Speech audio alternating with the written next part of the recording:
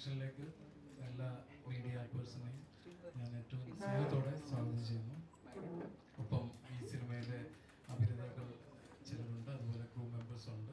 എല്ലാവരും അതേ സ്നേഹത്തോടെ ഈ ഒരു പ്രോഗ്രാമിലേക്ക് സ്വാഗതം ചെയ്യുന്നു. ഞാൻ സഞ്ജു വി സാമുവൽ, ഈ സിനിമയുടെ ഡയറക്ടറാണ്. എൻ്റെ സ്വദേശം ചീമേനി, പയ്യന്നൂർ, കാസർഗോഡ് ഡിസ്ട്രിക്റ്റിലെ ചീമേനി എന്ന് പറയുന്ന സ്ഥലത്താണ്.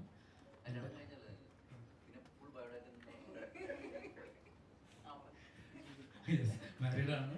വൈഫിൻ്റെ പേര് അഞ്ജന. ഓക്കെ, ഞാൻ അസിസ്റ്റന്റ് ഡയറക്ടറായിട്ട് വർക്ക് ചെയ്യുന്നുണ്ടായിരുന്നു. എൻ്റെ ആദ്യത്തെ മൂവി അസിസ്റ്റന്റ് ഡയറക്ടറായിട്ട് ഓം ശാന്തി ഓശാനയായിരുന്നു. അതിൻ്റെ ഡയറക്ടർ എൻ്റെ ഗുരു ആന്റണി ജോസഫ് സാർ ഇവിടെ ഉണ്ട്. പിന്നെ അടുത്ത സിനിമ സെക്കൻഡ് ക്ലാസ് യാത്രയായിരുന്നു. അതിനുശേഷം അമർ അക്ബർ അന്തോണി. ഈ 3 സിനിമയും പ്രൊഡ്യൂസ് ചെയ്തിരിക്കുന്നത് ഒരു പ്രൊഡ്യൂസറാണ്. അത് ആൽവിൻ ആന്റണി ആണ്. അദ്ദേഹം അഞ്ജന ഫിലിംസിൻ്റെ ബാനറായിരുന്നു.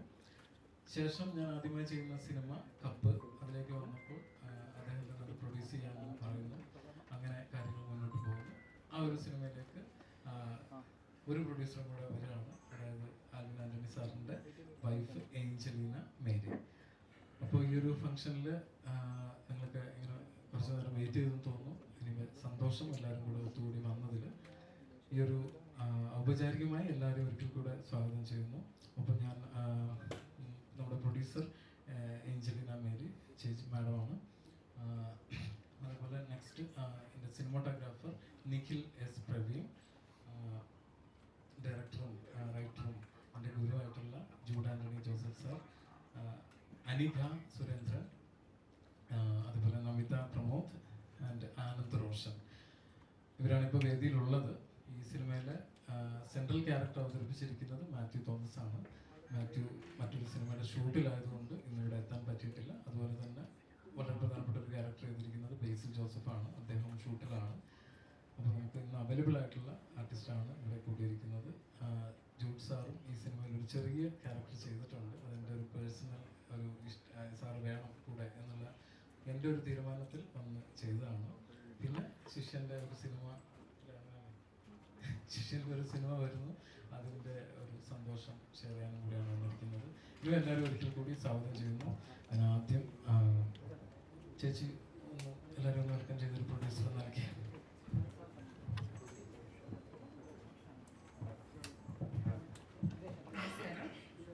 എല്ലാവരും ഒത്തുചേർന്നതിൽ വളരെയധികം സന്തോഷമുണ്ട്.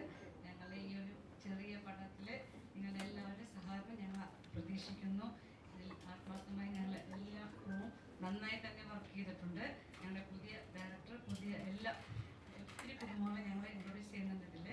അങ്ങനെ ഒരു വലിയൊരു നിലയിലേക്ക് ഇത് വന്നുകൊണ്ടിരിക്കും. എല്ലാവരെയും ഒരിക്കൽ കൂടി വെൽക്കം ചെയ്യുന്നു. നന്ദി. നമസ്കാരം, എൻ്റെ പേര് നിഖിൽ എന്നാണ്. ഞാൻ സിനിമാറ്റോഗ്രാഫറാണ്. എനിക്ക് തോന്നുന്നത് 2011 തൊട്ടുള്ളൊരു പരിചയമാണ് സഞ്ജുവായിട്ട്. സഞ്ജു ന്യൂയിൽ പഠിക്കുമ്പോൾ ആ സമയത്ത് ഞാൻ കൊച്ചി മീഡിയ സ്കൂളിലായിരുന്നു. അന്നോട്ടുള്ളൊരു പരിചയത്തിൻ്റെ ഭാഗമായിട്ടാണ് ഇന്ന് 27 റിലീസ് ചെയ്യുന്ന കപ്പ് എന്ന സിനിമയിൽ വരെ എത്തി നിൽക്കുന്നത്. നല്ല അടുത്ത സുഹൃത്തുക്കളായിരുന്നു ഞങ്ങൾ. അതിനുശേഷം ഒന്നിച്ച് വർക്ക് ചെയ്യണം എന്നുള്ളൊരു ആഗ്രഹം ഞങ്ങൾ പരസ്പരം പങ്കുവെക്കുകയും അതിൻ്റെ ഭാഗമായിട്ടാണ് കപ്പ് എന്നുള്ള സിനിമ യാഥാർത്ഥ്യമായി ചെയ്തിരിക്കുന്നത്. Anyway, thank you so much. എല്ലാവർക്കും നമസ്കാരം. സഞ്ജു പറഞ്ഞ പോലെ ഞാനൊരു ഗുരുവൊന്നുമല്ല. എൻ്റെ 4 സിനിമകളിൽ വർക്ക് ചെയ്തു. ഒറ്റ അസിസ്റ്റന്റ് ഡയറക്ടറും പിന്നെ രണ്ടാമത് എന്നോട് വർക്ക് ചെയ്യിക്കാറില്ല. ഞാനൊരു ടീമായിട്ടൊന്നും വെക്കാറില്ല. അതുകൊണ്ട് എൻ്റെ അസിസ്റ്റന്റ് ഡയറക്ടറാണെന്ന് ഞാൻ അവകാശപ്പെടുന്നില്ല. എൻ്റെ ആദ്യ സിനിമയിൽ എൻ്റെ കൂടെ വർക്ക് ചെയ്ത സഞ്ജുവിൻ്റെ ആദ്യ സിനിമയാണ്. അപ്പോൾ സഞ്ജുവിനെ വിളിച്ചു പറഞ്ഞു ഇങ്ങനെ വേണം ഒരു പടത്തിൽ ചെറിയ വേഷം എന്ന് പറഞ്ഞപ്പോൾ ഞാൻ 2012 ഷൂട്ടിൻ്റെ സമയത്തായിരുന്നു. അപ്പോൾ അതിനിടയ്ക്ക് ചെന്ന് അഭിനയിച്ചിട്ടുണ്ട്. കണ്ടറിയണം എങ്ങനെയുണ്ടെന്ന്. പടം ഞാൻ അതുവരെ കണ്ടിട്ടില്ല. ഈ പടം ഹിറ്റായാലും എല്ലാ ക്രെഡിറ്റും അവനും. പടം എന്തെങ്കിലും പ്രശ്നമുണ്ടെങ്കിൽ അതിൻ്റെ കൂടുതൽ പ്രശ്നമാവുന്നതന്നെയാണ്. പക്ഷേ എനിക്ക് ഭയങ്കര ഇഷ്ടമുള്ള ഒരാളാണ് സഞ്ജു. കാരണം സഞ്ജു എൻ്റെ പടത്തിൽ വരുമ്പോൾ ഓം ശാന്തി ദിവസനിൽ ആദ്യം ക്ലാപ്പ് ചെയ്തിരുന്നത് വേറൊരാളായിരുന്നു. അപ്പോൾ ഒരു മടിയനായിരുന്നു പുള്ളി. എനിക്ക് കാലിന് നീരാണെന്നൊക്കെ പറഞ്ഞ ഇടയ്ക്ക് ഇങ്ങനെ മുങ്ങി. പടം തുടങ്ങി 3 ദിവസം കഴിഞ്ഞപ്പോഴേക്കും മുങ്ങി. അപ്പോൾ അങ്ങനെയാണ് വേറൊരാൾ പറഞ്ഞിട്ടാണ് സഞ്ജു വരുന്ന പടത്തിൽ. പക്ഷേ സഞ്ജു വളരെ നന്നായിട്ട് ജോലി ചെയ്യുന്നൊരു ആളാണ്, സിനിമയോടൊക്കെ വളരെ പാഷനുള്ള ഒരാളാണ്. അപ്പോൾ ആ തരത്തിൽ സഞ്ജു ഉടനെ തന്നെ സിനിമ ചെയ്യുമെന്ന് എനിക്കറിയായിരുന്നു. കാരണം എൻ്റെ കൂടെ വർക്ക് ചെയ്യുന്ന ADs-ന്റെ അടുത്ത് ഞാൻ പറയാറുള്ള ഒരു കാര്യമുള്ളൂ, 3 സിനിമയ്ക്കുള്ള അസിസ്റ്റൻ്റായിട്ട് വർക്ക് ചെയ്ത് അതിന് മുമ്പ് പടം ചെയ്തോളാം എന്നൊക്കെ പറയാറുണ്ട്. അതുപോലെ കറക്റ്റായിട്ട് 3 സിനിമയൊക്കെ നിർത്തി. അവൻ എന്നെ വിളിച്ച് പറഞ്ഞു, ഞാൻ നിർത്തുകയാണ്, എൻ്റെ 3 പടമായിരുന്നു. അപ്പോൾ അതുപോലെ തന്നെ അവൻ ചെയ്തു. എൻ്റെ ഫസ്റ്റ് പടത്തിൻ്റെ പ്രൊഡ്യൂസർ തന്നെയാണ് ഇതിൻ്റെ പ്രൊഡ്യൂസർ. അത് വലിയ സന്തോഷമുള്ള കാര്യമാണ്. ആലിനുണ്ട്, ചേച്ചിയുണ്ട്. അപ്പോൾ അത് വളരെ സന്തോഷമാണ്. അപ്പോൾ ഇങ്ങനെ ഒരു നമ്മുടെ സ്വന്തം ആളുകൾ എന്ന് പറയാവുന്ന ഒരു, പിന്നെ മാത്യു, ബേസിൽ, അങ്ങനെ കുറേ ആൾക്കാരുണ്ട് ഈ സിനിമയിൽ. അപ്പോൾ എല്ലാവരും നല്ല ഗംഭീരമായിട്ട് ചെയ്തിട്ടുണ്ടെന്നാണ് എൻ്റെ വിശ്വാസം. നിങ്ങളെല്ലാവരും സിനിമ തിയേറ്ററിൽ പോയി കാണണം. ബാക്കി നമുക്ക് വഴിയെ സംസാരിക്കാം. എല്ലാവർക്കും നമസ്കാരം. കപ്പ് എന്നുള്ള സിനിമയിൽ ഞാനും ചെറിയൊരു ക്യാരക്ടറാണ് ചെയ്തിരിക്കുന്നത്. സഞ്ജയ് കഥ പറഞ്ഞപ്പോൾ ഒരുപാട് ഇഷ്ടമായി. ആൻഡ് അതിൻ്റെ കൂടെ ലീനാൻറ്റിയായിട്ടും ആൻറ്റിനായിട്ടും ഒരു ഫാമിലിയായിട്ട് റിലേഷൻഷിപ്പ് ഉള്ളതാണ്. സോ ഒരുപാട് സന്തോഷം ഇങ്ങനൊരു ക്യാരക്ടർ ചെയ്തത്. Thank you so much. എല്ലാവർക്കും നമസ്കാരം. സോറി, എനിക്ക് ഇച്ചിരി ഫീവർ ഉണ്ട്, കോഫി ഉണ്ട്. പക്ഷേ എൻ്റെ പേര് റിയ. ഞാൻ എൻ്റെ ഫസ്റ്റ് ടൈമാണ്, എൻ്റെ ഫസ്റ്റ് ഫിലിമിലാണ് ഞാൻ അഭിനയിക്കുന്നത്. First film as an actress. Sanju ചേട്ടനാണ് ഡയറക്ടർ. എനിക്ക് ആക്ച്വലി ഈ ഓപ്പർച്യൂണിറ്റി കിട്ടിയത് ആൽവിൻ ആൻ്റണി അങ്കിൾ കൂടെയാണ്. അവരെൻ്റെ ഫാമിലി ഫ്രണ്ട്സാണ്. സോ അതുവഴി എനിക്ക് ഓഡിഷൻ്റെ ഒരു ഓപ്പർച്യൂണിറ്റി കിട്ടിയപ്പോൾ ഞാൻ ഉടനെ അതെടുത്തു. ആൻഡ് എനിക്ക് അതിൽ ഓപ്പർച്യൂണിറ്റി കിട്ടിയതിന് ഒരുപാട് സന്തോഷമുണ്ട്. ആൻഡ് ഈ കപ്പ് എന്ന് പറഞ്ഞ സിനിമ സെപ്റ്റംബർ 27 റിലീസാകുമ്പോഴാണ്. ആൻഡ് 2 ദിവസം കൂടെ ഉള്ളൂ. ഭയങ്കര എക്സൈറ്റഡ് ആണ്. നല്ല റിപ്പോർട്ട് വരണമെന്നും പ്രതീക്ഷിക്കുന്നുണ്ട്. So thank you. ഒരു സന്തോഷം കൂടെ ഉള്ളത്, റിയയുടെ ബർത്ത്ഡേ ആണ് ഇന്ന്. So happy birthday Riya. എല്ലാവർക്കും നമസ്കാരം. ഒരുപാട് സന്തോഷമുണ്ട്. എനിക്ക് തോന്നുന്നു ഞാൻ ആദ്യമായിട്ടാണ് ഒരു പ്രസ് മീറ്റിലിരിക്കുന്നത്. കപ്പ് എനിക്ക് വളരെ സ്പെഷ്യലായിട്ടുള്ളൊരു മൂവിയാണ്. കാരണം ഇതുവരെ എൻ്റെ കരിയറിൽ ഞാനൊരു സ്പോർട്സ് ഡ്രാമ ചെയ്തിട്ടില്ല. എനിക്ക് സഞ്ജുവിനെ കുറേ വർഷങ്ങളായിട്ട് അറിയാം. അതുപോലെ അനന്യ ഫിലിംസ്, ലീനാൻറ്റിയും ആൻ്റണിയും ഒരുപാട് വർഷങ്ങളായിട്ട് അറിയാം. നമ്മൾ ഒരുമിച്ച് ഇതിന് മുന്നേയും സിനിമകൾ ചെയ്തിട്ടുണ്ട്. അപ്പോൾ ഇങ്ങനെ ഒരു കഥയുണ്ട് എന്ന് ലീനാൻറ്റി ആൻ്റണിയും വിളിച്ചു പറഞ്ഞു, ഒന്ന് കേട്ട് നോക്കാൻ പറഞ്ഞു. അങ്ങനെയാണ് കുറേ വർഷത്തിന് ശേഷം സഞ്ജു എൻ്റെ അടുത്ത് ഈ കഥ നറേറ്റ് ചെയ്യുന്നത്. എനിക്ക് ഇഷ്ടമായി, ഒരുപാട് ഇഷ്ടമായി. നമ്മളെല്ലാവരും, എനിക്ക് ജോഡി അനിക്കയും റിയയൊക്കെ ആയിട്ടായിരുന്നു, മാത്യു ആയിട്ടായിരുന്നു കോമ്പിനേഷൻ. ആദ്യമായിട്ടാണ് ഞാനൊരു കോച്ചായിട്ട് അഭിനയിക്കുന്നത്. സ്പോർട്സ് ഡ്രാമ ഫസ്റ്റ് ആദ്യമായിട്ടാണ് ഒരു കോച്ചാണ്. അപ്പം ഞങ്ങളുടെ ചുറ്റുപാടും ഞങ്ങൾ ഒരുമിച്ച് working with all of them. And I hope നന്നായിട്ട് സിനിമ വരുമെന്ന് പ്രതീക്ഷിക്കുന്നു. എല്ലാവരും തിയേറ്ററിൽ പോയിട്ട് 27 സിനിമ ആണ്.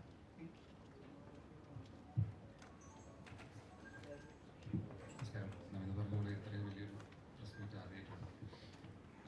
സഞ്ജുവായിട്ടൊരു ഫ്രണ്ട്ഷിപ്പ് തന്നെയാണ് കപ്പിലേക്ക് എന്നെ എത്തിച്ചത്.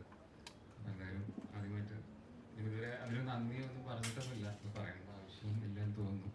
എന്തായാലും ഒരു ഒഫീഷ്യലി നന്ദി അറിയിക്കുന്നു. ആലിൻ സാറിനായാലും ചേച്ചിക്കായാലും നമ്മളെ കൂടെ കപ്പിൻ്റെ ഭാഗമാക്കിയതിൽ. പിന്നെ കൂടുതൽ ഒന്നും ഇപ്പോൾ പറയാനില്ല. ഇതിൽ പ്രവീൺ എന്ന് പറയുന്ന ഒരു ക്യാരക്ടറാണ് ചെയ്തിട്ടുള്ളത്. മാത്യുവിൻ്റെ സിസ്റ്ററുടെ കാമുകനായിട്ട് പേരായിട്ട് നന്നായിട്ട് വന്നിട്ടെന്ന് വിചാരിക്കുന്നു. ബാക്കി എന്തായാലും സിനിമ തിയേറ്ററിലെത്തി ഇതൊരു വലിയ വിജയമാവട്ടെ എന്ന് ആഗ്രഹിക്കുന്നു. Thank you. കപ്പ് സിനിമയെക്കുറിച്ച് 1-2 വാക്കുകൾ കൂടി പറഞ്ഞോട്ടെ. മാത്യു തോമസ് ആണ് ലീഡ് ക്യാരക്ടർ ചെയ്യുന്നത്. അതുപോലെ ബേസിൽ ജോസഫ്, കാർത്തിക് വിഷ്ണു, പിന്നെ ഇവിടെ മൃണാലിനി സൂസൻ ജോർജ്, പ്രവീൺ എന്ന ക്യാരക്ടർ ചെയ്യുന്ന ആളുടെ പേരായിട്ട് അഭിനയിക്കുന്നത്. ഈ ഒരു സിനിമ ഒരു ബാഡ്മിൻ്റൺ പശ്ചാത്തലത്തിലാണ് എന്ന് കരുതി മുഴുവൻ ഒരു സ്പോർട്സ് ഡ്രാമ എന്നുള്ള രീതിയിലല്ല അത് ട്രീറ്റ് ചെയ്തിരിക്കുന്നത്. അത് ഒരു വില്ലേജ് ബാഡ്മിൻ്റൺ എന്നുള്ള രീതിയിലൊക്കെ ആണ് ട്രീറ്റ് ചെയ്തിരിക്കുന്നത്. അതുപോലെ ഫാമിലിയുടെ ഒരു ഇമോഷൻസും റിലേഷൻ കണക്ഷൻ അതിൻ്റെയൊക്കെ ഒരു ഇമോഷൻ പറയുന്ന തരത്തിലൊരു ട്രീറ്റ്മെൻറ്റാണ് ഈ ഒരു സിനിമയുടെ കഥ പറയുന്നത്. പിന്നെ ഇടുക്കി അടിമാലി ആ ഒരു പ്രദേശത്ത് വെള്ളത്തൂവൽ എന്ന് പറഞ്ഞ പ്രദേശത്താണ് നമ്മൾ സിനിമ ഷൂട്ട് ചെയ്തിരിക്കുന്നത്. അതുപോലെ സിനിമയുടെ പശ്ചാത്തലവും ഈ വെള്ളത്തൂവൽ എന്ന് പറയുന്ന നമ്മുടെ ബാഡ്മിൻ്റൺ കോക്ക് തൂവൽ കൊണ്ടാണല്ലോ ഉണ്ടാക്കിയിരിക്കുന്നത്. അപ്പോൾ ആ ഒരു ഇത് വെച്ചാണ് നമ്മൾ വെള്ളത്തൂവൽ എന്ന് പറയുന്ന സ്ഥലം അതിലേക്ക് ചൂസ് ചെയ്തത്. ഒരു നാട്ടുമ്പുറത്ത് നടക്കുന്ന ഒരു സിനിമയാണ്. ഉച്ച കഴിഞ്ഞ നേരമായതുകൊണ്ടാണ് തോന്നുന്നത് എല്ലാവരും ഇങ്ങനെ ഞങ്ങളായാലും ഭയങ്കര ഡൗൺ ആയിട്ടിരിക്കുന്നു. ഇനി അതൊന്ന് മാറണം. സോ മീഡിയ നിങ്ങൾക്ക് നിങ്ങളോട് ക്വസ്റ്റ്യൻസ് ചോദിക്കുന്ന ഒരു സമയത്തിലേക്ക് കടക്കാം. Thank you.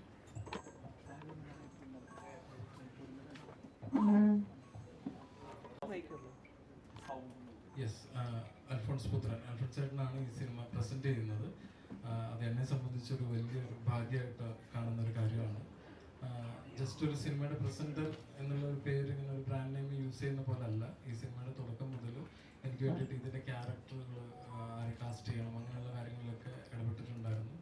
സ്ക്രിപ്റ്റും കാര്യങ്ങളൊക്കെ ഒരു ഡിസ്കഷൻ ഉണ്ടായിരുന്നു. അതേപോലെ അതിനുശേഷം നമ്മൾ അന്നേരം പ്രസൻറ്റർ എന്നുള്ള രീതിയിൽ അങ്ങനെ വയ്ക്കാമെന്ന് പരിഗണന ഉണ്ടായിരുന്നില്ല. പക്ഷെ പിന്നീട് തോന്നിയപ്പോൾ ഈ സിനിമ കുറെ കൂടെ ആളുകളിലേക്ക് എത്തേണ്ടതുണ്ട്.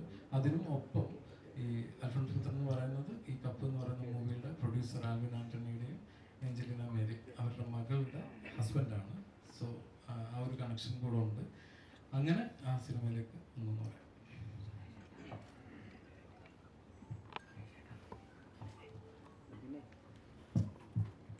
സിനിമ കുറച്ചൊന്ന് ലേറ്റായി. ഷൂട്ട് നമ്മൾ 2022 അത് എൻഡിലോടുകൂടെ ഷൂട്ട് പൂർത്തിയായിരുന്നു. പിന്നെ പോസ്റ്റ് പ്രൊഡക്ഷൻ തുടങ്ങാൻ ഇത്തിരി താമസിച്ചിരുന്നു. അത് സാങ്കേതിക കാരണങ്ങളാണ്. അതിനുശേഷം റിലീസ് ടൈമും അതേപോലെ ഒരു ചെറിയൊരു ഗ്യാപ്പ് വന്നു. മൂവി കുറച്ച് മുമ്പ് എല്ലാം പൂർത്തിയായിട്ടുണ്ടായിരുന്നു. പിന്നെ നമ്മൾ നല്ലൊരു സമയം റിലീസിന് വേണ്ടിയിട്ട് നോക്കിയതാണ്. അപ്പം ഓണം ആ ഒരു കാലത്ത് ഇറങ്ങേണ്ട തരത്തിലുള്ളൊരു ട്രീറ്റ്മെൻറ്റാണ് സിനിമയുടെ. അതുകൊണ്ട് ഈ ഒരു സമയം പിടിച്ചു. ഇല്ലെങ്കിൽ ഒരു പക്ഷേ ഒരു ജാനുവരിയിലൊക്കെ ഇറങ്ങിയിരുന്നേനെ.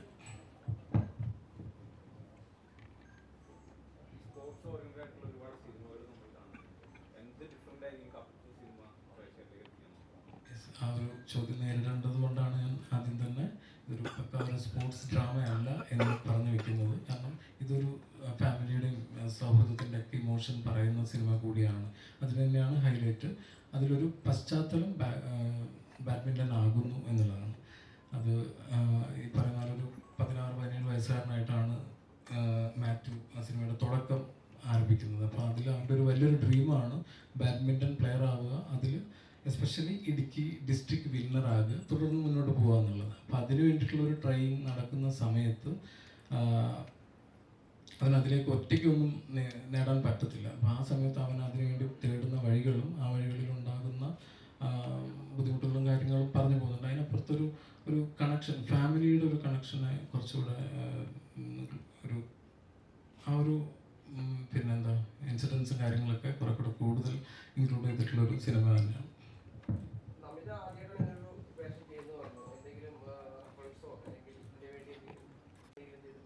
ബാഡ്മിൻ്റൺ പഠിച്ചു.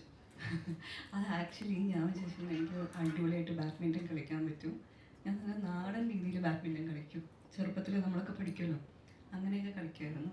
പക്ഷെ ഇവിടെ വന്ന സഞ്ജുവിൻ്റെ അടുത്ത് പറഞ്ഞിട്ടുണ്ടായിരുന്നു കുറച്ച് ദിവസം ട്രെയിനിങ് എടുക്കണം.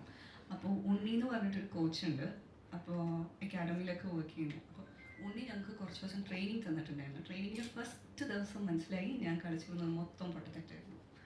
അങ്ങനെ ഒരു 2-3 ദിവസം അവിടെ നിന്ന് from the very beginning bat എങ്ങനെ പിടിക്കണം, ലൈക്ക് എങ്ങനെ സർവീസ്, അങ്ങനെ എല്ലാ കാര്യങ്ങളും ആദ്യം തൊട്ടേ കുട്ടികൾക്ക് പറഞ്ഞു കൊടുക്കുന്ന പോലെ പറഞ്ഞു തന്നു. അങ്ങനെയായിരുന്നു ഒരു പ്രിപ്പറേഷൻ. എനിക്ക് തോന്നുന്നു ഒരു ബേസിക് ഒരു ചെറിയ വർക്ക്ഷോപ്പ് പോലെ തരികയാണെങ്കിൽ ആക്ടേഴ്സിന് അത് ഭയങ്കര നല്ലതായിരിക്കും.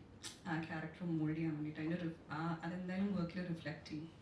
എനിക്കും ഭയങ്കര എക്സൈറ്റ്മെൻ്റ് ആയിരുന്നു. കാരണം ഇതുവരെ ചെയ്യാത്തൊരു സംഭവമാണല്ലോ, എന്താണെന്ന് അറിയാൻ വേണ്ടിയിട്ട്. പക്ഷെ കുഴപ്പമില്ലാതെ വന്നിട്ടുണ്ടെന്ന് തോന്നുന്നുണ്ട്. അതൊക്കെ സിനിമ റിലീസാവട്ടെ. അല്ല, ഞങ്ങൾക്കാണ് കോമ്പിനേഷൻ മൊത്തം. അപ്പോൾ ആ ഫിലിമിൻ്റെ ഒരു ക്രൂഷ്യൽ പാർട്ടാണ്. സിനിമ റിലീസായിട്ട് നിങ്ങൾ പോയി കാണും, അപ്പോൾ മനസ്സിലാവും.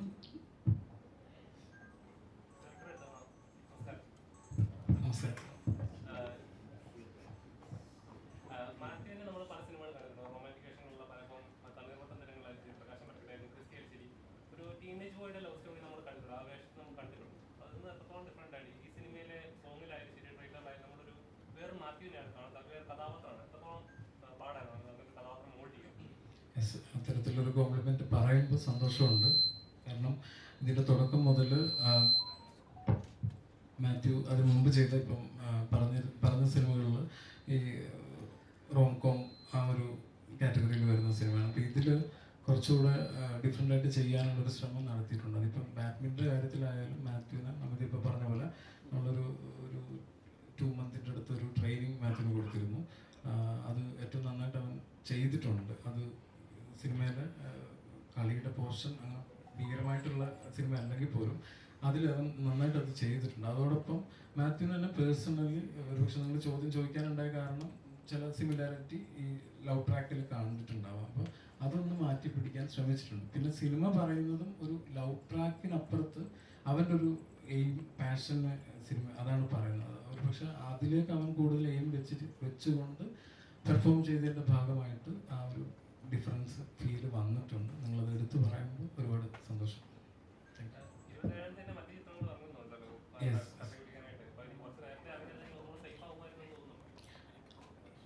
അതിപ്പം ഓണത്തിന് ഇറക്കാന്നുള്ളൊരു പ്ലാൻ ഉണ്ടായിരുന്നു. അതേപോലെ എനിക്കൊരു പേഴ്സണൽ ആഗ്രഹം ഉണ്ടായിരുന്നു. പക്ഷെ അത് നമ്മുടെ ഈ കുറച്ചും കൂടെ വലിയ സിനിമകൾ ആ സമയത്ത് വരുന്നത് കൊണ്ടും തിയേറ്ററുകളുടെ എണ്ണം കുറഞ്ഞു പോകണ്ട എന്നുള്ള തീരുമാനം കൊണ്ട് ഈ ഒരു സമയത്തേക്ക് മാറ്റിയതാണ്.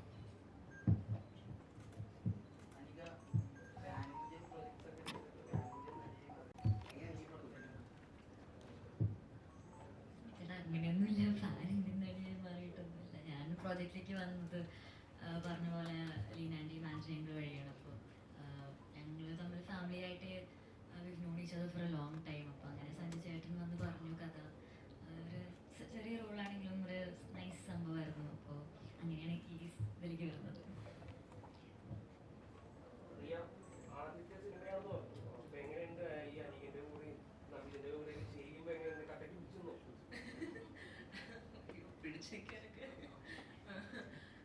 എനിക്ക് അത് നല്ലൊരു എക്സ്പീരിയൻസ് ആയിരുന്നു. പിന്നെ എനിക്ക് പണ്ടേ തൊട്ട് എനിക്ക് നമി ചേച്ചീനെ അറിയാം.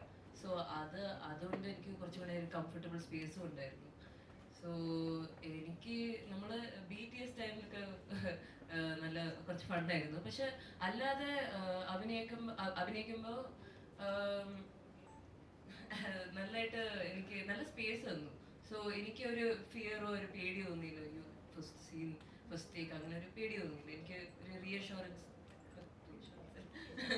എനിക്കൊരു നല്ല space, good space for help അങ്ങനെയായിരുന്നു. സോ അങ്ങനെ പിടിച്ചു നിൽക്കാൻ അങ്ങനെ ഒരു പേടിയൊന്നും ഇല്ലായിരുന്നു. It was nice, it was very ചിൽ.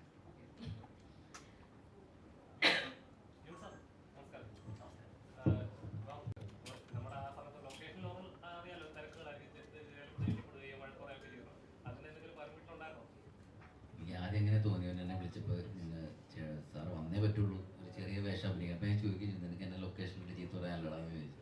പക്ഷെ അങ്ങനെ സംഭവിച്ചില്ല. അവൻ ഭയങ്കര കൂളായിരുന്നു. ഞാനും അങ്ങനെ വെറുതെ ഒന്നും ആരും ചീത്ത പറയാറില്ല. കറക്റ്റ് ജോലി എടുക്കാത്തവർ മാത്രമേ ചീത്ത കേൾക്കാറുള്ളൂ. സഞ്ജു ചീത്ത കേട്ടിട്ടില്ലെന്നാണ് എൻ്റെ ഓർമ്മ. ഇല്ല, സഞ്ജുവും അങ്ങനെ നല്ല കാര്യങ്ങൾ കൃത്യമായിട്ട് സമയത്ത് എല്ലാം തുടങ്ങും. ഷോർട്ട് ഡിവിഷൻ ആയാലും അവൻ കൃത്യമായിട്ട് എല്ലാത്തിനെ കുറിച്ചും പ്ലാൻ ഉണ്ടായിരുന്നു. എനിക്ക് വേണമെങ്കിൽ ക്ലൈമാക്സ് ചെയ്യുന്ന സമയത്ത് ഒത്തിരി ആൾക്കാരുണ്ട്. ഒന്നും പക്ഷെ വളരെ കൈയടക്കത്തോടെ തന്നെ സഞ്ജു എല്ലാം ചെയ്യുന്നുണ്ടായിരുന്നു. അപ്പോൾ എനിക്കങ്ങനെ പ്രത്യേകിച്ച് അങ്ങനെ ഒന്നും തോന്നിയില്ല. പക്ഷെ ഞാൻ ആ സമയത്ത് എൻ്റെ പടത്തിൻ്റെ ഷൂട്ടിലായിരുന്നുകൊണ്ട് എനിക്ക് എൻ്റെ സീൻ മാത്രമേ അറിയുള്ളൂ ഈ സിനിമയെ കുറിച്ച്. അപ്പോൾ ഞാൻ ചോദിച്ചില്ല എന്താ സംഭവിക്കുന്നത്. ഞാനവിടെ വരിക, അഭിനയിക്കാപ്പോൾ തന്നെ വണ്ടി കയറി പോകാൻ എൻ്റെ പടത്തിൻ്റെ ഷൂട്ടിങ് അങ്ങനെ പോയിക്കൊണ്ടിരിക്കുകയായിരുന്നു. പക്ഷേ എനിക്ക് തോന്നുന്നു അവിടെ സംസാരിച്ചപ്പോൾ മാത്യു ഉണ്ടായിരുന്നു, ഗുരു സോമസുന്ദരൻ ഉണ്ടായിരുന്നു അന്ന് ലൊക്കേഷനിൽ. അപ്പോൾ അവരൊക്കെ പറഞ്ഞ് ഭയങ്കര നല്ല രീതിയിൽ വന്നിട്ടുണ്ട്. പിന്നെ ഈ പറഞ്ഞ പോലെ ബാഡ്മിൻ്റൺ കളിക്കുന്നുണ്ടായിരുന്നു. ഞാനും ഒരു കോച്ചായിട്ടാണ് അഭിനയിക്കുന്നത്. പക്ഷേ എനിക്കറിയില്ല എങ്ങനെ കളിക്കേണ്ടത്. പക്ഷെ അവിടെ നിന്ന് പിള്ളേർക്ക് നല്ല രീതിയിലൊക്കെ ബാഡ്മിൻ്റൺ കളിക്കുന്നത് നല്ലൊരു ഇതായിരുന്നു. പക്ഷേ എൻ്റെ ടൈമിങ് മാറിപ്പോയി. ഞാൻ എൻ്റെ പടത്തിൻ്റെ ഷൂട്ടിൻ്റെ ഇടയ്ക്കുന്ന വന്നത്. അപ്പോൾ അതുകൊണ്ട് എനിക്കത് എൻജോയ് ചെയ്യാൻ പറ്റില്ല. പലപ്പോഴും പല സിനിമകൾ ഇറങ്ങുമ്പോൾ അവിടെ വിചാരിക്കും ഇത് നമ്മൾ വിജയിക്കും, അല്ലെങ്കിൽ അത്രത്തോളം എഫേർട്ട് കിട്ടും. പ്രേക്ഷകരാണ് തീരുമാനിക്കുന്നത് സിനിമ വിജയിക്കണം തോക്കണം എന്നുള്ളത്. എന്നാൽ കൂടുതൽ പ്രൊമോഷൻസ് ചെയ്ത് ഭയങ്കര ഹൈപ്പ് കൊടുക്കുക പല ചിത്രങ്ങളും വിജയിക്കുന്ന കാണാറില്ല. ഇപ്പോൾ തന്നെ ഇപ്പോൾ ഓണത്തിന് ഇറങ്ങിയ നല്ല ചിത്രങ്ങൾ ഉണ്ടായിരുന്നു. അതിൽ വാഷൗട്ടായി പോകുന്ന ചിത്രങ്ങളുണ്ട്. എന്നാൽ ഒട്ടും പ്രതീക്ഷിക്കാൻ തന്നെ വലിയ വിജയം നേടിയ സിനിമകളും ഉണ്ട്. അപ്പം ഒരു സിനിമയെ വിജയിപ്പിക്കാനായിട്ട് പ്രൊമോഷൻസ് എന്താ വലിയൊരു ഘടകമാണ് വിശ്വസിക്കുന്നത്. അത് പബ്ലിസിറ്റി തന്നെയാണ്. അല്ല, പ്രൊമോഷൻ വേണം. പക്ഷേ നമുക്കൊരു പ്രൊമോഷൻ കൊണ്ട് മാത്രം ഒരു നല്ല സിനിമ വിജയിക്കില്ല. ഒരു നല്ല സിനിമയാണെന്ന് അതിൻ്റെ കണ്ടന്റ് തന്നെയാണ് എല്ലാ കാലത്തും സംസാരിക്കുകയുള്ളൂ. അല്ല നമ്മൾ വേറെ ആൾക്കാർ എന്ത് പറഞ്ഞിട്ടൊരു കാര്യമില്ല. അപ്പോൾ പടം നല്ലതാണെങ്കിൽ എന്തായാലും ഓടും.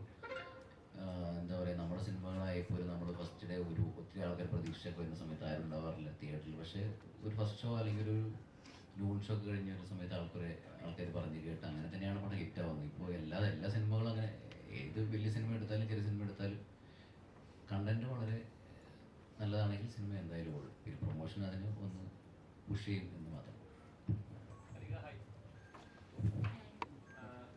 തമിഴ് ചെയ്ത ഓരോ കഥാപാത്രങ്ങൾ നോക്കിയാൽ കുറച്ചുകൂടി ഡെപ്ത് ഉണ്ട്. നമ്മൾ ഓർത്ത് വെക്കുന്ന ടൈപ്പ് കഥാപാത്രങ്ങൾ ഇപ്പം മലയാളത്തിൽ ചെയ്യുന്ന നല്ല നല്ല കഥാപാത്രങ്ങളാണ് തീർച്ചയായും. പക്ഷേ ഇച്ചിരി കൂടെ ഡെപ്ത് ഉള്ള ഡീപ്പായിട്ടുള്ള കഥാപാത്രങ്ങൾ തമിഴ് ചെയ്യുന്നത് ഫീൽ ചെയ്തിട്ടുണ്ട്. അപ്പോൾ മലയാളത്തിൽ എന്തുകൊണ്ട് ഇതുപോലത്തെ കഥാപാത്രങ്ങൾ കിട്ടുന്നില്ല? കുറച്ച് അല്ലെങ്കിൽ ഈ സ്ഥിരം റൊമാൻറ്റിക് അല്ലാത്ത ടൈപ്പ് ഇച്ചിരി ബോർഡായിട്ടുള്ള കഥാപാത്രങ്ങൾ വന്നിട്ടുണ്ടെങ്കിൽ ആഗ്രഹിച്ചിട്ടുണ്ടോ?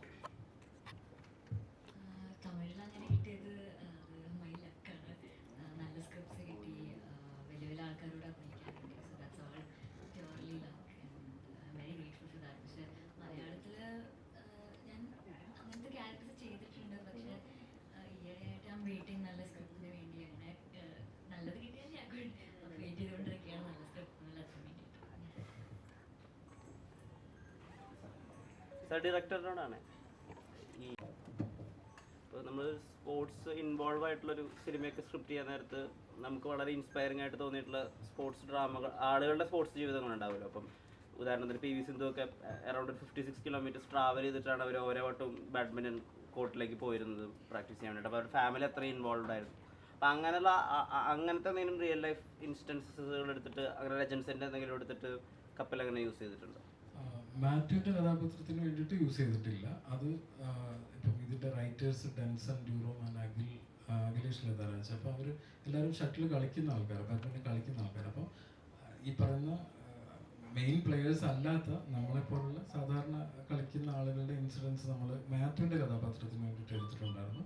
പിന്നെ ഈ ചോദിച്ച പോലത്തത് നമിതയുടെ കോച്ച് ക്യാരക്ടറിന് വേണ്ടിയിട്ട് നമ്മൾ അങ്ങനെ ഒരു സെർച്ചിങ് ഉണ്ടായിരുന്നു. ആ സെർച്ചിങ്ങിൻ്റെ ഭാഗമായിട്ട് അതിന് അങ്ങനെ ഒരു ഹൈലൈറ്റ് കൊടുത്തിട്ടുണ്ട്. ഇപ്പം ഇന്ത്യയിൽ ഇറങ്ങുന്ന സ്പോർട്സ് ഡ്രാമകളിലൊക്കെ തന്നെ ഇപ്പോൾ തമിഴിൽ നിന്ന് വരുന്ന ഇത് സ്പോർട്സ് ഡ്രാമ എന്നുള്ള കാറ്റഗറൈസ് ചെയ്യല്ല, എന്നാൽ പോലും സ്പോർട്സ് ഇൻവോൾവ് ആയിട്ടുള്ള സിനിമകൾ ഇപ്പോൾ ലബർ പന്ത് എന്ന് പറയുന്ന സിനിമ വലിയ രീതിയിൽ റിസീവ് ചെയ്തിരിക്കുന്നു. ആ സിനിമ മൊത്തമായി സ്പോർട്സ് ഡ്രാമ അല്ലെങ്കിൽ സ്പോർട്സ് ഇൻവോൾവ് ആണ്, അല്ലെങ്കിൽ സാർപ്പട്ട് പറമ്പിലെ സ്പോർട്സ് ഇൻവോൾവ്ഡ് ആണ്. അപ്പോൾ ഈ സിനിമകൾക്കൊക്കെ തന്നെയും അവർ പറഞ്ഞു വയ്ക്കുന്ന അവിടുത്തെ ഒരു രാഷ്ട്രീയം ഉണ്ടാവും, അവിടുത്തെ ഒരു പൊളിറ്റിക്സ് ഉണ്ടാവും. അല്ലെങ്കിൽ ഈ പറഞ്ഞ പോലെ അൾട്ടിമേറ്റ്ലി ഒരു സ്പോർട്സിൽ വിൻ ചെയ്യണമെങ്കിൽ ടാലൻറ്റ് തന്നെയാണ് മാറ്റർ ചെയ്യുന്നതെന്ന് പറയുന്ന ഒരു രാഷ്ട്രീയം ഉണ്ടാവും. കപ്പിൽ അങ്ങനെ എന്തെങ്കിലും പറയുന്നുണ്ടോ? ഫാമിലിയുടെ പൊളിറ്റിക്സ് പറയുന്നുണ്ട് എന്ന് പറയാം. അങ്ങനെ അല്ലെങ്കിൽ ചോദിച്ച പോലെ ഇല്ല, ഞാൻ അതിനൊരിതായിട്ട് പറഞ്ഞതേ ഉള്ളൂ. എനിക്കത് ഒരു ഫാമിലിയുടെ ഇമ്പോർട്ടൻ്റ് അല്ലെങ്കിൽ ഒരു നാട് തന്നെ ഒരാളുടെ കളിക്ക് വേണ്ടിയിട്ട് നിൽക്കുന്നു എന്ന് പറയുന്ന അതൊരു പൊളിറ്റിക്സ് ആണല്ലോ. അപ്പോൾ ആ തരത്തിലാണ് അതിനെ ട്രീറ്റ് ചെയ്തേക്കുന്നത്.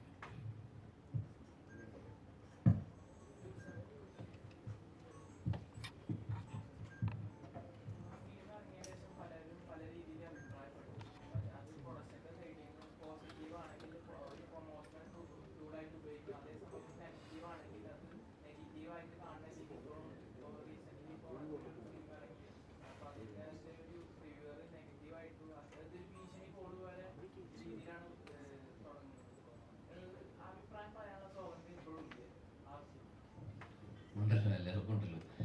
അത് നമ്മളൊന്നും പറഞ്ഞിട്ട് കാര്യമില്ല. നമുക്ക് ഒരാൾക്കൊരു സിനിമ ഇഷ്ടപ്പെടാതിരിക്കുക അയാളുടെ മാത്രം ചോയ്സാണ്. അയാൾക്ക് അതിനെക്കുറിച്ച് എന്തും പറയാനുള്ള സ്വാതന്ത്ര്യമുണ്ട്. അത് 1000 ദിവസമായാലും പടം ഇറങ്ങി ഒരാഴ്ച കഴിഞ്ഞിട്ടായാലും എപ്പോഴാണെങ്കിലും പറയാനുള്ള സ്വാതന്ത്ര്യമുണ്ട്. അത് എന്താ പറയുക, അതാണ് ഞാൻ നേരത്തെ പറഞ്ഞത്. ഒരിക്കലും ഒരു മോശം സിനിമയെ എഴുതി വിജയിപ്പിക്കാനോ ഒരു നല്ല സിനിമയെ എഴുതി അല്ലെങ്കിൽ പറഞ്ഞ് തോൽപ്പിക്കാനോ സാധിക്കില്ല.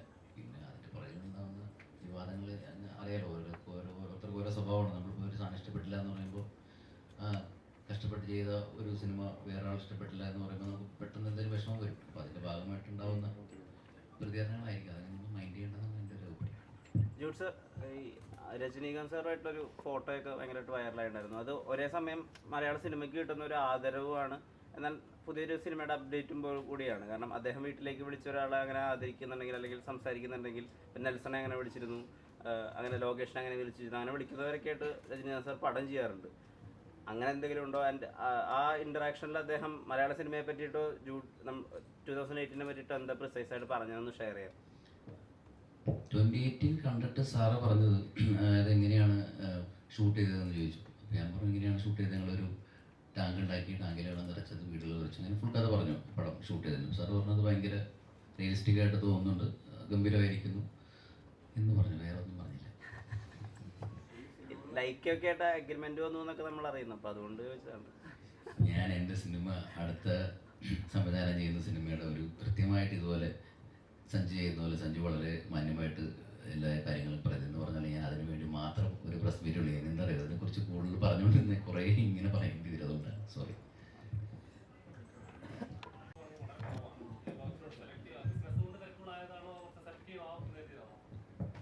എനിക്ക് തോന്നുന്നു ഞാൻ പണ്ടും ഒരു വർഷം ഒരു 2 പടം 3 പടമൊക്കെ ചെയ്തിട്ടുള്ളൂ.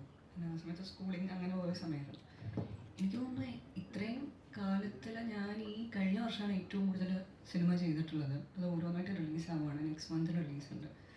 പിന്നെ നല്ല സ്ക്രിപ്റ്റ് വരുമ്പോൾ ചെയ്യാം അങ്ങനത്തെ ഒരു കോൺസെപ്റ്റേ ഉള്ളൂ. ഞാൻ ഭയങ്കര അഗ്രസീവായിട്ട് എനിക്ക് നാളെ സിനിമയില്ല അങ്ങനെ ആലോചിക്കുന്ന ഒരാളൊന്നുമില്ല. ഓഫ്കോഴ്സ് ബിസിനസ് ഉണ്ട്, അത് നോക്കുന്നുണ്ട്.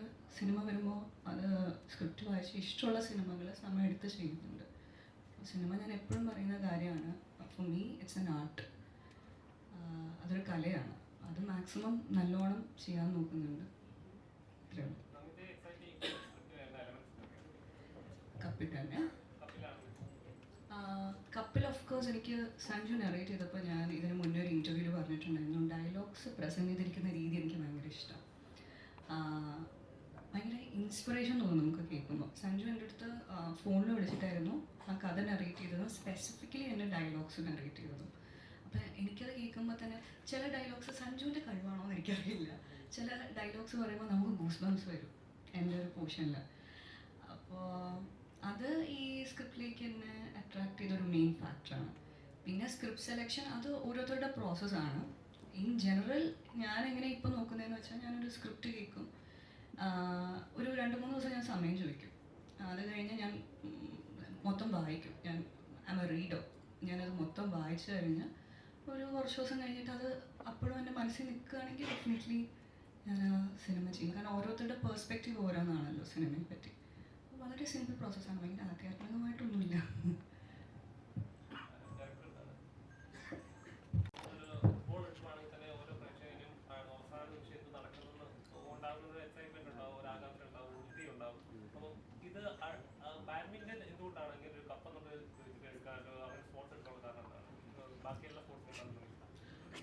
അത് പറയുന്നതിന് മുമ്പ് ഞാൻ ഈ സിനിമയിൽ അസിസ്റ്റ് ചെയ്ത ശേഷം ജൂഡ് സാർ പറഞ്ഞ പോലെ എൻ്റെ അടുത്ത് പറഞ്ഞിട്ടുള്ളതാണ് 3 പടം ചെയ്ത് കഴിഞ്ഞിട്ട് ഉടനെ ഡയറക്ടർ ആവണമെന്നുള്ളത്. ഞാനും അങ്ങനൊരു ഡിസിഷൻ എനിക്കും ഉണ്ടായിരുന്നു. തുടർന്ന് പടം ചെയ്യാൻ ഇറങ്ങിയപ്പോൾ ഞാൻ മറ്റൊരു സ്ക്രിപ്റ്റായിരുന്നു പ്ലാൻ ചെയ്തത്. അപ്പോൾ ആ സിനിമ നടന്നില്ല, അതിൻ്റെ കുറച്ച് കാര്യങ്ങൾ മുന്നോട്ട് പോയി, പക്ഷെ നടന്നില്ല. പിന്നീട് ആ മുന്നോട്ട് പോയ അത്രയും നേരത്തെ കാലയളവിലെ സംഭവങ്ങളൊക്കെ ഞാൻ തിങ്ക് ചെയ്യുന്ന സമയത്ത് ഇതല്ല വേണ്ട മറ്റൊരു സബ്ജക്റ്റ്, അതായത് എന്തെങ്കിലും സ്പെഷ്യലി പറയാൻ പറ്റുന്ന തരത്തിലുള്ള സബ്ജക്റ്റ് അല്ലെങ്കിൽ മലയാളത്തിൽ ട്രൈ ചെയ്തിട്ടില്ലാത്ത ഒന്നിലേക്ക് പോവുകയാണെങ്കിൽ എനിക്ക് കുറച്ചുകൂടെ കാര്യങ്ങൾ എളുപ്പമാവുമല്ലോ എന്ന് തോന്നി. അങ്ങനെ ഒരു പ്ലാൻ ഉണ്ടായിരുന്നു. പിന്നെ നമ്മൾ ഈ ആർട്ടിസ്റ്റിലേക്കൊക്കെ എത്താൻ വേണ്ടിയിട്ട് ഒരു യാത്രയുണ്ടല്ലോ, അത് ചില സമയങ്ങളിൽ ഒന്നും അതിനനുസരിച്ച് ഒത്തു വരണമെന്നില്ല.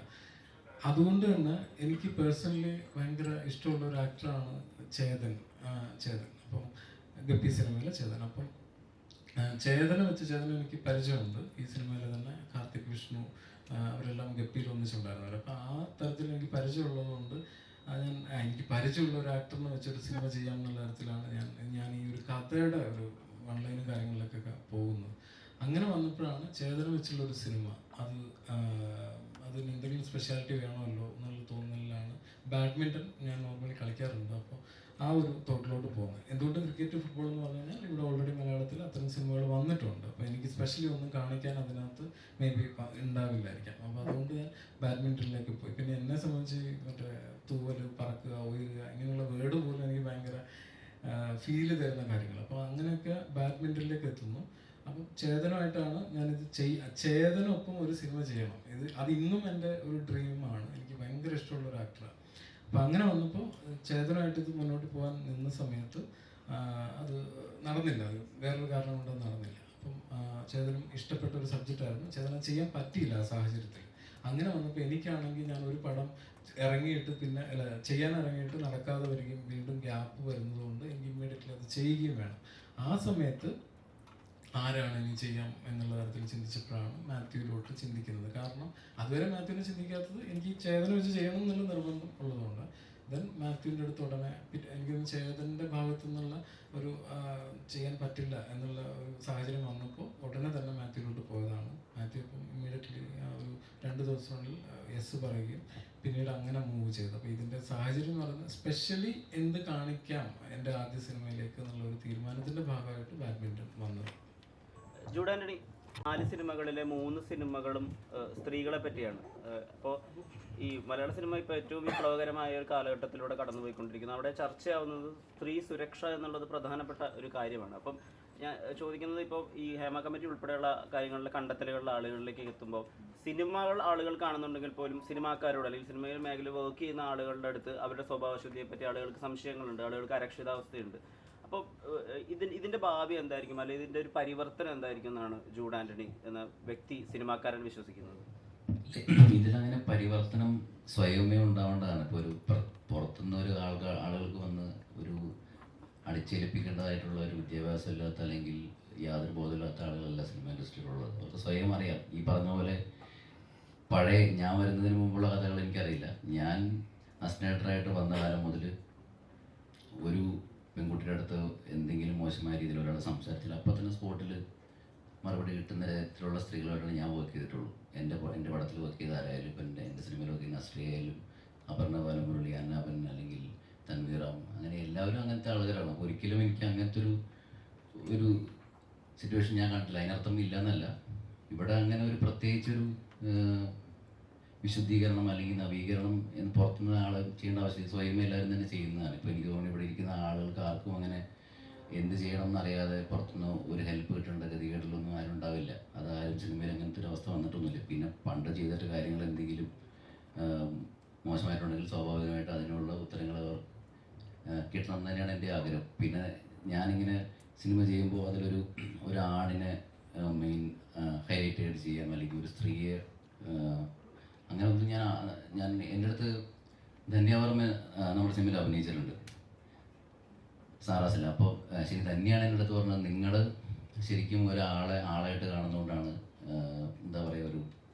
2 പക്ഷമായിട്ട് നിൽക്കാത്തത്. നിങ്ങൾ ഒരാളോട് തോന്നിയതൊക്കെ വിളിച്ച് പറയുന്നത് സ്ത്രീയാണോ പുരുഷനാണോ നോക്കുന്നില്ല, അവർ ഒരു വ്യക്തിയായിട്ട് കാണുക എന്ന് പറഞ്ഞ പോലെ. ഫസ്റ്റ് പടം ചെയ്യുന്ന സമയത്ത് എനിക്ക് ആ കഥയാണ് ഇഷ്ടപ്പെട്ടത്. പൂജ മാത്യു എന്നുള്ളൊരു കുട്ടിക്ക് തോന്നുന്നൊരു ഇഷ്ടം, അവൾക്ക് ഒരു സ്റ്റോറിയാണ് എനിക്ക് ഇഷ്ടപ്പെട്ടത്. എന്ന് മുത്തശ്ശികതയിലും എനിക്കൊരു പ്രായമുള്ളൊരു അമ്മച്ചിക്ക് കുറേ ആഗ്രഹങ്ങൾ ചെയ്യണമെന്നൊരു ആഗ്രഹം, അതെനിക്ക് ഇഷ്ടപ്പെട്ട കഥയാണ്. സാറാസായാലും എന്താ പറയുക ഒരു കുട്ടിക്ക് അവളുടെ ശരീരത്തിൽ അവൾക്കാണ് ഏറ്റവും കൂടുതൽ സ്വാതന്ത്ര്യം തോന്നുന്നൊരു കഥയാണ്. അപ്പോൾ ഈ പറഞ്ഞ പോലെ 2018 എൻ്റെ വീട്ടിൽ വെള്ളപ്പൊക്കം വന്നിട്ട് എനിക്ക് തോന്നിയൊരു കഥയാണ്. അപ്പോൾ എനിക്ക് ഇഷ്ടപ്പെടുന്നത് കഥകളാണ്, അല്ലാതെ ഇന്ന ആളെ വെച്ച് സിനിമ ചെയ്യണം എന്നൊക്കെ ആഗ്രഹമുണ്ടുള്ളൂ. ഇപ്പോൾ മമ്മൂക്കനെ വെച്ച് ചെയ്യണമെന്നൊരു ആഗ്രഹമുണ്ട്, ലാലേട്ടനെ വെച്ച് സിനിമ എന്ന് പറഞ്ഞ് ഞാൻ അവർക്ക് വേണ്ടി സിനിമകൾ ഉണ്ടാക്കാൻ നോക്കാറില്ല. കഥകൾ ഞാൻ അന്വേഷിക്കുക, അതിനകത്ത് ഇവർ പറ്റുമെന്ന് നോക്കുന്നല്ലാതെ അങ്ങനെ സംഭവിക്കുന്നതാണ് ഈ സ്ത്രീപക്ഷ സിനിമകൾ എന്ന് നിങ്ങൾ പറയുന്ന സിനിമകൾ സംഭവിച്ചു പോകുന്നത്. അതല്ലാതെ മനഃപൂർവ്വം നമ്മൾ ആരെയും അങ്ങനെ എന്താ പറയുക ദ്രോഹിക്കാനോ നന്നാക്കാനോ ഒന്നും ഞാനായിട്ടൊന്നും ചെയ്യാറില്ല, സിനിമകൾ ചെയ്യാറില്ല. പിന്നെ പരിവർത്തനമൊക്കെ സ്വയം എല്ലാ മേഖലകളിലും സ്വയം ശുദ്ധീകരണം ഉണ്ടാവുന്നുണ്ട് എല്ലായിടത്തും. നമ്മളത് പ്രത്യേകിച്ചൊരു ടീം പുറത്തുനിന്ന് ചെയ്യേണ്ട ജോലിയാണെന്ന് ഞാൻ വിശ്വസിക്കുന്നില്ല.